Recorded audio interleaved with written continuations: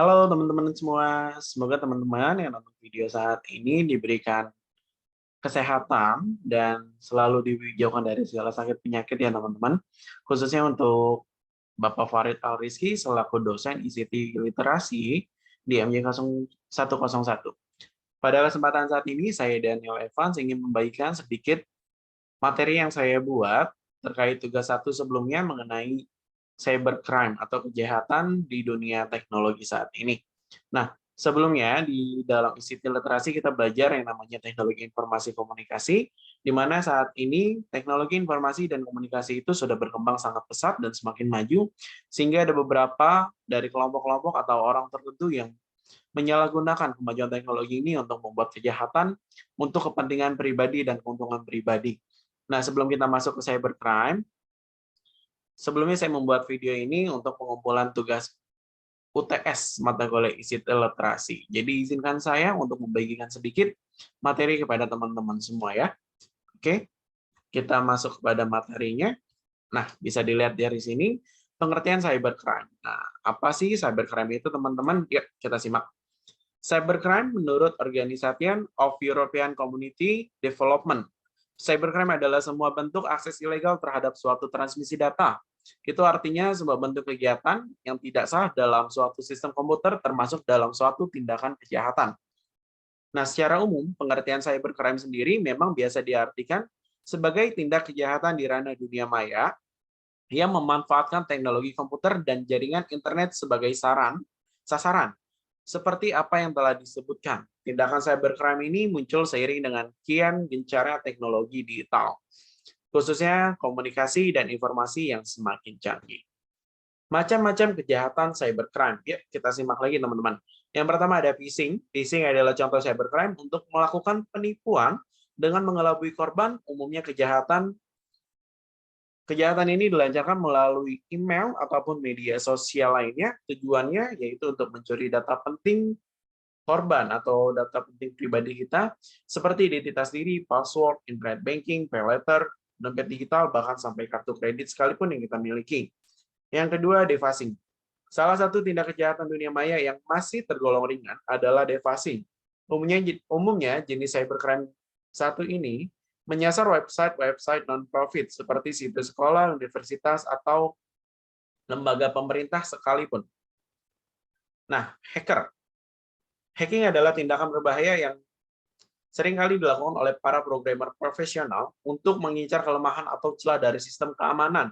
Biasanya para hacker akan mendapat keuntungan berupa materi atau kepuasan pribadi dari tindakan tersebut. Meski begitu, hacker tidak selamanya berkonotasi buruk. Banyak sekali hacker yang diberi tugas pihak berwenang untuk melacak keberadaan seorang buronan. Yang keempat adalah peretasan. Peretasan adalah tindakan yang dilakukan oleh penyusup dengan mengakses sistem komputer tanpa izin. Biasanya peretas memiliki kemampuan atau pemahaman yang baik dengan komputer, namun hal ini sering disalahgunakan untuk melakukan aksi kejahatan. Yang kelima itu adalah carding. Carding adalah istilah yang kerap digunakan untuk menyebut penyalahgunaan informasi kartu kredit milik orang lain. Biasanya para pelaku carding akan menggunakan akses kartu kredit milik orang lain untuk membeli barang belanjaan secara online. Setelah itu, barang gratisan tersebut akan dijual kembali dengan harga murah untuk mendapat keuntungan yang lebih banyak. Yang keenam, menyebarkan konten ilegal. Menyebarkan konten ilegal merupakan kejahatan yang melanggar undang-undang. Biasanya aktivitas ini melibatkan tokoh terkenal atau konten yang mampu memancing kontroversi. Adapun beberapa contoh konten ilegal diantaranya yaitu jual beli narkotika, penjualan senjata api, menyebarkan video porno, dan konten ilegal lainnya. Yang ketujuh ada cyberbullying terhadap penindasan dunia maya mirip dengan penguntitan dunia maya. Namun, rentetan pesan dapat berkategori berbahaya, menyinggung, dan sepenuhnya menyinggung. Penindasan maya juga dilakukan dengan memposting gambar dan video online yang akan menyinggung korban. Itu juga dapat mengecualikan orang secara online. Membuat akun palsu untuk memposting konten yang merugikan atau menyedihkan, dan lagi mengirim pesan yang kasar secara keseluruhan itu adalah bullying tetapi biasanya online melalui saluran media sosial. Yang kedelapan kurang lebih sama dengan yang di nomor 6.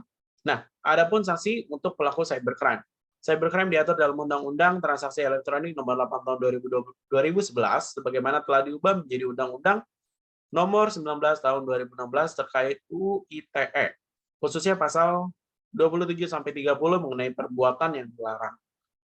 Lebih lanjut, aturan tentang hacking diatur dalam pasal 30 ayat yang pertama, kedua, dan yang ketiga. Nah, isi ayat-ayatnya ada di sebelahnya, teman-teman. Kita bisa lihat sama-sama ya. Ayat yang ke-1, dengan sengaja tanpa hak atau melawan hukum mengakses dan atau sistem elektronik orang lain dengan cara apapun. Kemudian ayat yang kedua berbunyi, dengan senjata dan tanpa hak atau melawan hukum mengakses komputer dan atau sistem orang lain dengan cara apapun untuk tujuan memperoleh informasi elektronik dan atau dokumen elektronik.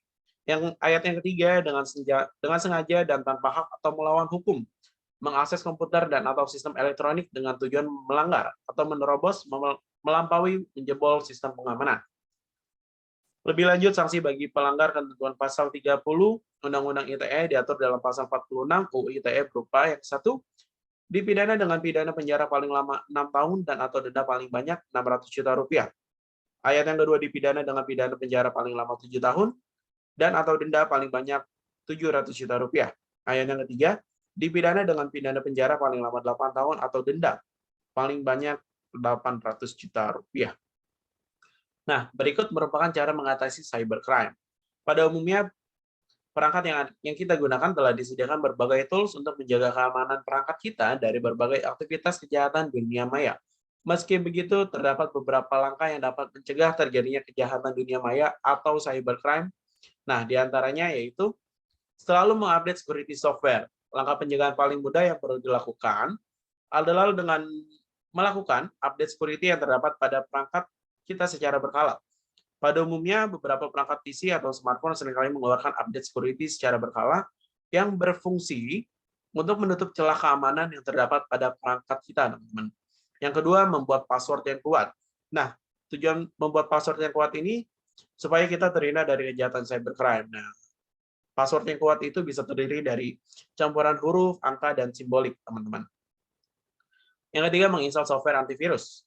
Cara pencegahan lain yang bisa kita lakukan agar terhindar dari cybercrime adalah dengan menginstal software antivirus. Software ini selain mencegah tindakan cybercrime, juga dapat mendeteksi dan menghilangkan beberapa malware seperti virus, ransomware, keyloggers, Trojan horse, worms, spyware, rootkits, dan beberapa virus lainnya. Nah, jika kita merupakan perusahaan yang bergerak di bidang finansial atau keuangan, maka sangat disarankan untuk menginstal software antivirus ini, teman-teman. Yang keempat, melakukan backup data. Nah, agar data kita tetap aman ketika data kita terhack atau terkena kejahatan cybercrime ini, teman-teman, kita penting banget untuk melakukan backup data. Tujuannya agar ketika data kita hilang, kita masih punya data-data penting kita, sehingga tetap aman, teman-teman. Yang kelima, menggunakan jasa konsultan keamanan.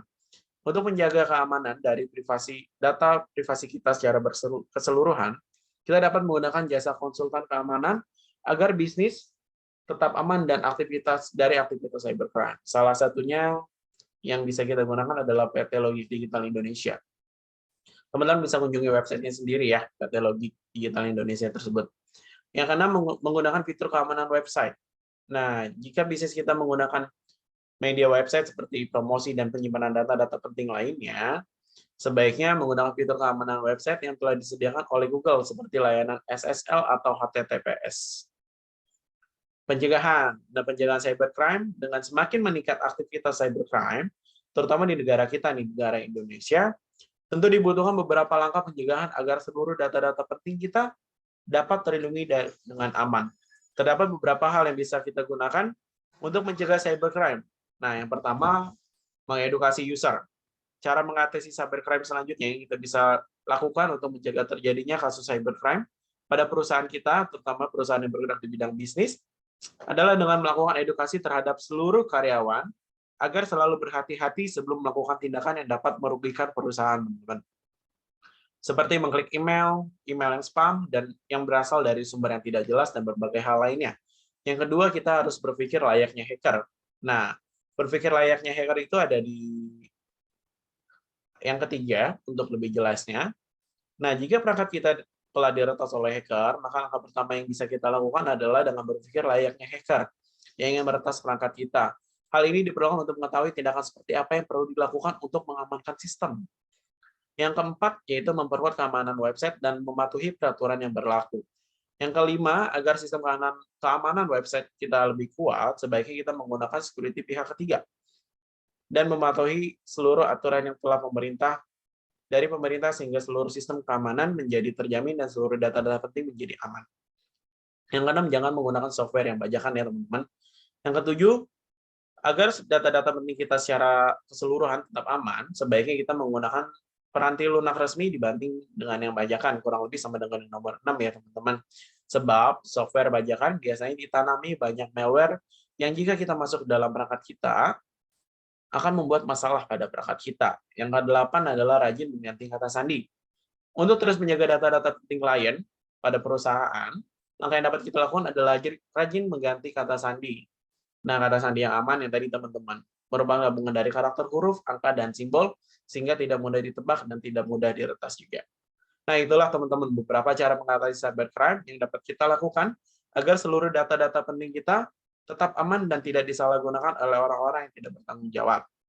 Oke, untuk video atau materi yang saya sampaikan mengenai cybercrime cukup sampai di sini teman-teman. Semoga video dan materi yang saya sampaikan bisa berguna dengan baik dan bermanfaat bagi teman-teman semua yang nonton ya. Oke, terima kasih untuk waktu dan kesediaan teman-teman untuk menonton video ini. Kurang lebihnya saya mohon maaf. Terima kasih untuk perhatiannya. Salam sehat semua ya teman-teman. Kita ketemu lagi di video berikutnya. Terima kasih teman-teman.